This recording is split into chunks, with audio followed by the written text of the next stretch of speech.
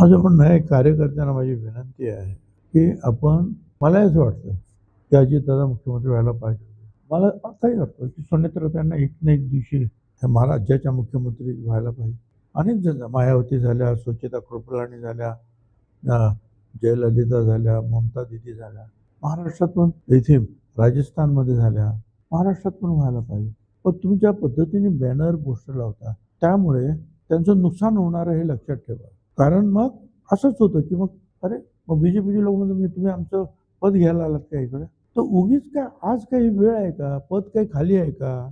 त्याच्यामुळे आपण जे जास्त काय म्हणतात निष्ठावंत आहोत, हे दाखवण्याचा काही प्रयत्न करण्याची काही गरज नाही. त्यांना शुभेच्छा आपण देऊया, की त्यांच्या हातून चांगलं काम होईल आणि राज्याचं नाही देशाचं नेतृत्व करण्यापर्यंत पुढे जातील. पण हे असं म्हटल्यामुळं जे आहे, अनेक पक्षांना उगीच आपण दुखावतो आणि त्याचं नुकसान होतं, हे आमच्या कार्यकर्त्यांनी लक्षात ठेवायला पाहिजे.